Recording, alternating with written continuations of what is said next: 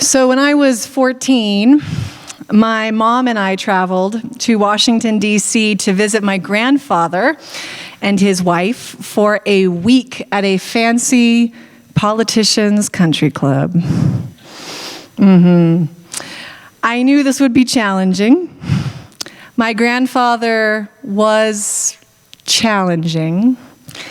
He made his wealth selling carpet in the 60s and 70s. I heard that carpet was big then. It was, yes? Carpet, ground, soft, shag. Thank you, Bob, shag. By the time I was born, my grandfather and grandmother divorced, and my grandfather was a millionaire. Now, I was a young Unitarian Universalist youth. I frequented De Benneville Pines summer camp. I rocked my torn jeans with hand-painted flowers going up the side. Not much different than I am now. My style has not changed. I had rainbow shoelaces and very long hair. And my grandfather's wife, to give you a sense of this, was not allowed to wear open-toed shoes. She was not allowed to wear her hair down, and when she saw my painted and chipped toenails poking out of my Birkenstocks upon our arrival to DC, she commented, "That must be so nice," which is both heartbreaking, right, and funny. My mother and father had just divorced. My mom had returned to undergraduate school at 40. She wanted to become an elementary school teacher and a musician, so my mornings were spent with my mom playing piano, and my evenings were spent helping her with flashcards to get through Spanish as she cared for her 2 teenage daughters. But I had been coached by my California family about how to behave with my grandfather. Act interested in what he has to say. Be curious. Listen. Ask about finance. I memorized how to ask about stocks and bonds. Pay attention to what matters to him. Don't bring up politics or religion. If he does agree, I was ready. I was an A student. I would ace this. But this, as you might imagine, was a fateful journey to Washington, D.C. One day after visiting the piano museum my mom had to see, we got on the wrong train going in the wrong direction, where we were supposed to be at a fancy dinner visiting my grandfather outside of town, and we embarrassed him to no end for our tardiness for the maitre d'.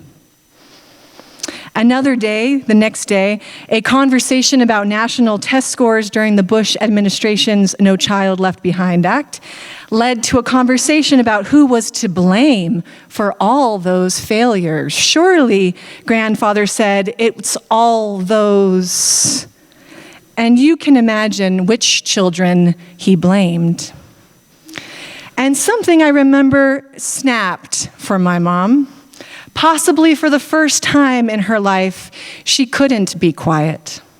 She calmly explained how testing worked and ways that it worked to highlight some and disregard others, that it was an incomplete assessment for any single person or any single classroom or any single school, and she politely disagreed, sharing her own hopes about becoming the kind of teacher that would help children flourish.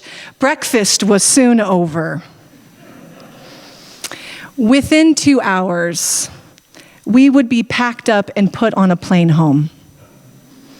My mom would be told by her father that no man would ever want her for having such smart answers, and that I was turning out the same way. I watched and listened from a few feet away in the hotel swimming pool. We got to the airport. I watched my mom hug Granddad. Without apologizing for the disagreement, she expressed sadness and shock at the rupture. His wife looked to me. "No hard feelings, dear."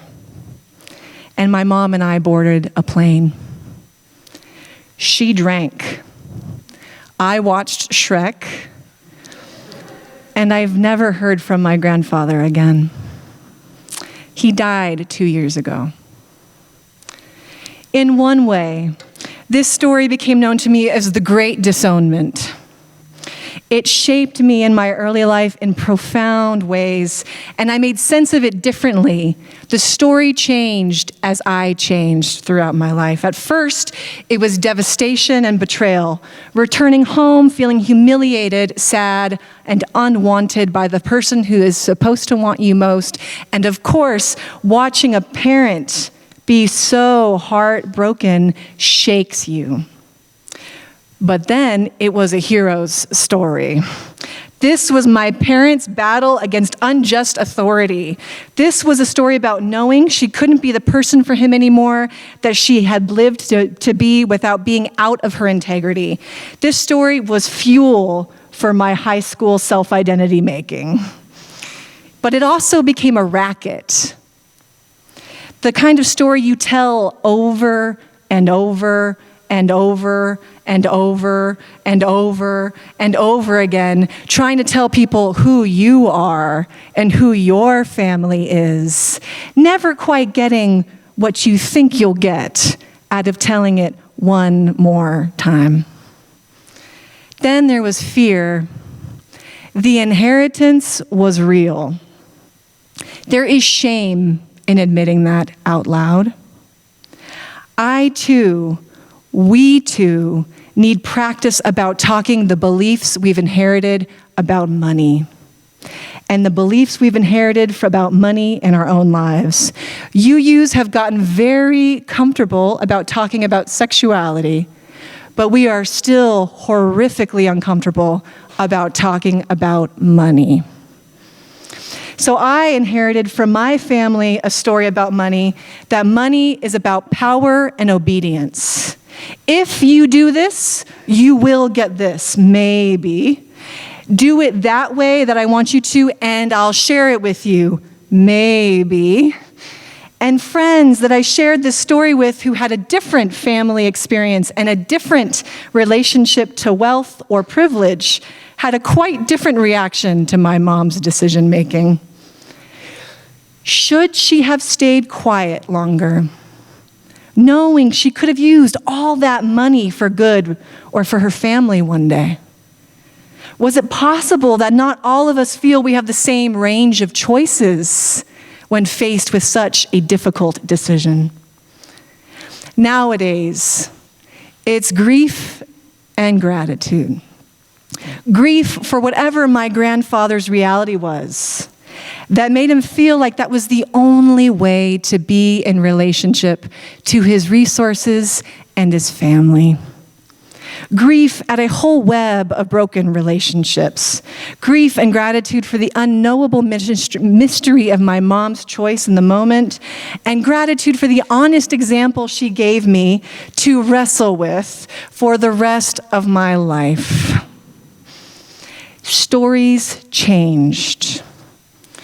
Now, the story about Siddhartha Gautama is known as the Great Renunciation. It is the story of a person who would go on to become the Buddha, who too had a choice to make when faced with a story that he couldn't live inside of anymore.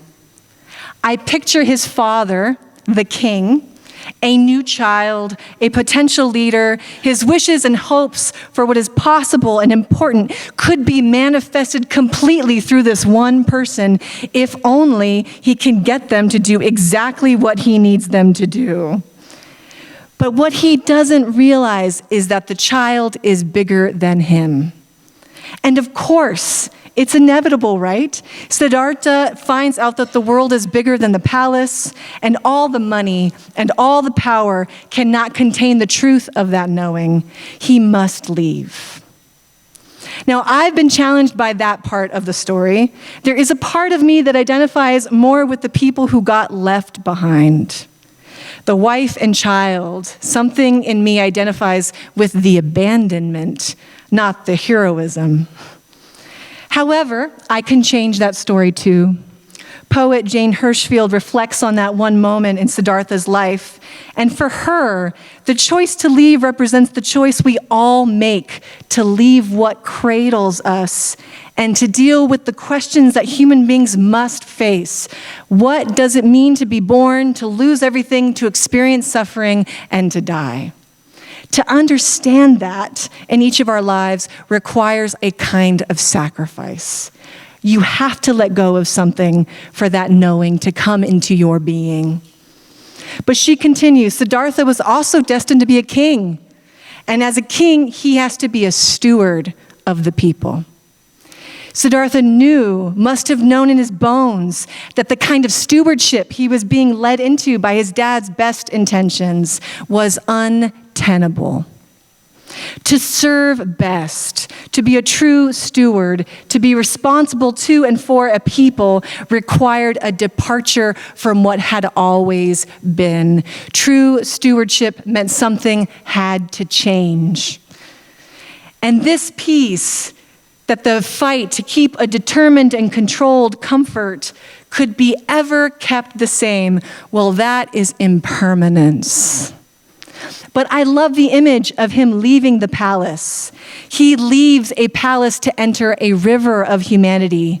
He cannot stay stuck in the eddy that his dad made for him. And there is something important to that. We have to leave.